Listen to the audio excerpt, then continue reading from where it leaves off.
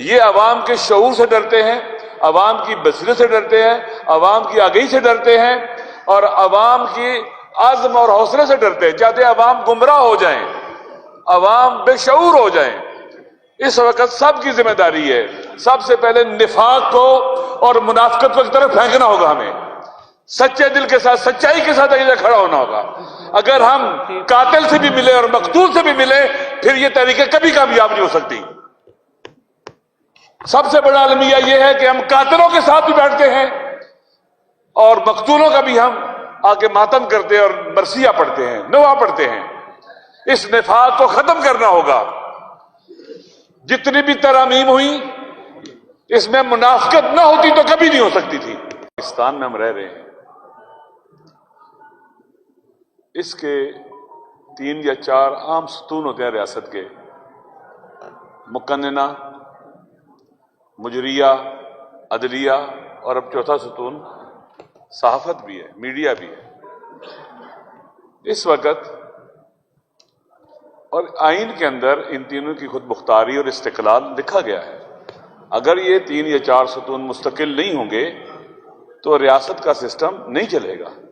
اس وقت آپ دیکھ لیں کہ جو مقننہ کا ستون ہے وہ ڈھہ چکا ہوا ہے۔ یہ پارلیمنٹ عوام کی نمائندہ پارلیمنٹ نہیں ہے، ایک مقبوضہ پارلیمنٹ ہے جس میں سے لوگوں کو اٹھایا جاتا ہے، رات کو اغوا کیا جاتا ہے اور آج تک پتہ نہیں چلا کس نے اٹھایا ہے، جہاں زبردستی لوگوں کو اٹھا کر ہراس کر کے ووٹ لیے جاتے ہیں، خریدا جاتا ہے اور بکتے ہیں لوگ۔ دوسرا عدلیہ ہے۔ عدلیہ اس وقت مقبوضہ فلسطین یا مقبوضہ کشمیر بن چکی ہے، اپنا استقلال کھو بیٹھی ہے۔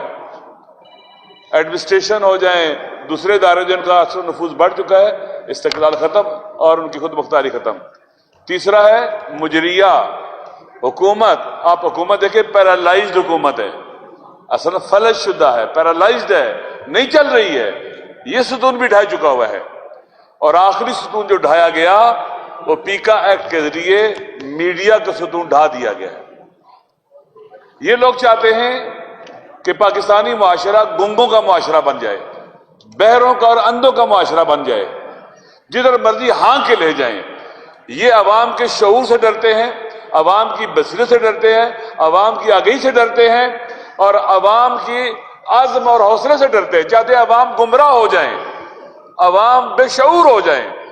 اس وقت سب کی ذمہ داری ہے، سب سے پہلے نفاق کو اور منافقت کو ایک طرف پھینکنا ہوگا، ہمیں سچے دل کے ساتھ، سچائی کے ساتھ ایک کھڑا ہونا ہوگا۔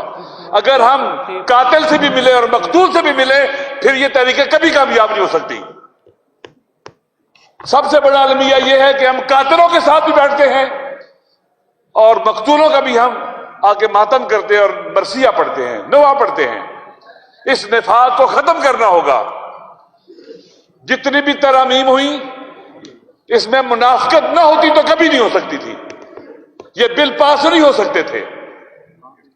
ہم یہاں آپ کے ساتھ کھڑے ہیں، انشاءاللہ اللہ نے انسانوں کو بولنے کی طاقت دے کے خلق کیا ہے، انسان کی فطرت میں رکھا ہے بولے، اور یہ بولنا دنیا کی کوئی طاقت نہیں روک سکتی۔ ہم بولیں گے، کل بھی بولے تھے، آج بھی اور آئندہ بھی بولیں گے، اور کہیں گے یہ بادشاہ ننگا ہے، یہ بادشاہ ننگا ہے، سب کے بادشاہ ننگا ہے۔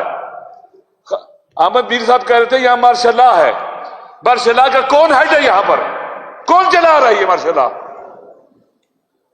یہ ننگے ہیں سارے کے سارے، برہنہ ہیں سارے کے سارے۔ انہیں رسوا کرنا ہوگا عوام کے سامنے جرأت اور حوصلے کے ساتھ، پھر جا کر ہم منزل کو پہنچیں گے۔ انشاءاللہ جیت ان کی ہوتی ہے جو میدان میں اترتے ہیں، سچائی کے ساتھ، اخلاص کے ساتھ ثابت قدم رہتے ہیں اور کسی ظالم کے آگے سر نہیں جھکاتے۔ مجھے امید ہے یہ تحریک کسی طرح آگے بڑھے گی اور عوام کے حقوق اور اپنے حق کی جنگ لڑے گی اور کامیاب ہوگی۔ عباس صاحب، محمود خان اچکزئی صاحب اور تمام دوسرے ساتھی، اور بالخصوص جناب حامد میر صاحب، بات بہت ہو چکی، بیماری حامد میر نے بتا دی کہ اس وقت کیا قوم کو کیا چیز لاحق ہے، اور اب مولانا فضل الرحمان، محمود خان اچکزئی، راجہ ناصر عباس، اسد کیسر صاحب اور دیگر قائدین موجود ہیں، وہ بتائیں گے کہ اس بیماری کا علاج کیا ہے۔ میں صرف ایک بات کروں گا کل اسلام آباد ہائی کورٹ کے معزز ترین جج محسن اختر کیانی صاحب نے ریمارکس دیے. انہوں نے کہا پارلیمنٹ گر چکی ہے, عدلیہ کی آزادی پر کمپرومائز ہو چکا ہے, ایگزیکٹو ایگزسٹ نہیں کرتی. یہ باتیں میں نے اس لیے کی ہیں یہاں پہ کہ اس کا تعلق اسپیکر ایکٹ سے ہے, اس کا تعلق آزادی اظہار سے ہے. یہ سب کچھ اس لیے کیا جا رہا ہے کہ یہ جو گراوٹ ہوئی ہے پاکستان کے صحافی اور پاکستان کا عام آدمی اس پر بات نہ کر سکے. یہ جبری زبان بندی ہے جس کو نہ شہری قبول کریں گے, جس کو نہ صحافی قبول کریں گے. اور میں یہاں پر صرف ایک بات آخر میں عرض کرتا ہوں, زیادہ ٹائم نہیں لوں گا کیونکہ ہم ان قائدین کو سننا چاہتے ہیں. زبردستی ہمیں کوئی چپ نہیں کرا سکتا. پہلے بھی لڑائی ہوئی, صحافیوں نے جو آزادیاں حاصل کی وہ کوئی خیرات میں نہیں ملی, کسی نے جھولی میں نہیں ڈالا, کوڑے کھائے. میرا یار ارشد شہید, ابھی اس کا خون خشک نہیں ہوا, قربانیاں دی ہیں لوگوں نے. عمران ریاض بھاگتا ہوا چلا گیا یہاں سے جان بچانے کے لیے. اس ملک کی زمین تنگ کر دی گئی. ہم سب کو, میں صرف ایک بات عرض کرتا ہوں, 25 سال صحافت میں رہنے کے بعد مجھے پی آئی ڈی کہتی ہے کسی سے لکھوا کے لاؤ کہ تم صحافی ہو تب کاٹ دیں گے. ہائی کورٹ نے اجازت دی, بار بار اڈیالہ جیل کا سپرڈنٹ وہاں پہ جانے نہیں دیتا. وہ مجھ سے کہتے ہیں تم صحافی نہیں ہو, یوٹیوبر ہو. نہیں مانتے ہم یہ سب کچھ. اور میں یہاں پر حامد میر کو خراج تحسین پیش کرتا ہوں. گولیاں بھی کھائیں, جیلوں میں بھی گیا, لیکن آج بھی ڈٹا ہوا ہے. زندہ ہے صحافی, زندہ ہے صحافی, زندہ ہے.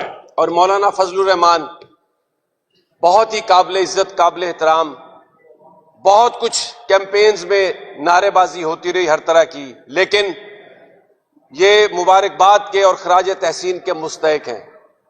جب وقت آیا ایسی لیجسلیشن جو قوم کے مفاد کے خلاف تھی تو انہوں نے بات کی, انہوں نے بات کی. اور اسد کیسر صاحب کو بھی میں سلام پیش کرتا ہوں. انہوں نے بھی ان نفرتوں کو اپنے ذہن سے نکالا, اپنی غلطیوں کو تسلیم کیا اور وہ ان کے گھر گئے. علامہ راجہ ناصر عباس کی وہ شجاعت اور وہ جرت کہ جب وہ اڈیالہ جیل سے باہر آئے تو جو اندر بات ہوئی وہ انہوں نے بیان کی, کسی بھی چھپائے بغیر کسی بات کو. اور اسد کیسر صاحب آج وہ جس مشن پر ہیں کہ تمام کو اکٹھا کر کے یہ جو بیماری, یہ جو قوم کو برباد کرنے کی کوشش ہے, یہ جو آپس میں لڑانے کی کوشش ہے, جو حامد میر نے کہا کہ انتہا پسندی بڑھے گی جب آپ زبان بندی کرتے ہیں. اگر ایک بہترین پکے ہوئے سیب کو بھی آپ کسی کپڑے میں ڈال کے رکھ دیں تو وہ تعفن پھیلاتا ہے, وہ گل سڑ جاتا ہے. بات کرنے سے ایشوز پر بات کرنے سے ایشوز حل ہوتے ہیں. اور یہ کیونکہ ایک ناجائز قبضہ ہے, محسن اختر کیانی صاحب نے جو بات کی, پارلیمنٹ پر قبضہ ہے, پاکستان کے عوام جو اقتدار کے ہیں اس پر قبضہ ہے, اور زبردستی ایک چیز کو منوانے کی کوشش کی جا رہی ہے جس کے خلاف صحافی کھڑے ہیں, پاکستان کی قوم کھڑی ہے. اور میں اب اجازت چاہوں گا اس امید کے ساتھ کہ آج ہمارے قائدین ضرور ہمیں اس کا حل بتائیں گے کہ کیسے ہم نے آگے جانا ہے. اور ارشاد عارف صاحب آپ کو بھی سر بہت ٹریبیوٹ, میں معافی چاہتا ہوں شروع میں آپ کا نام نہیں لے سکا. Thank you G.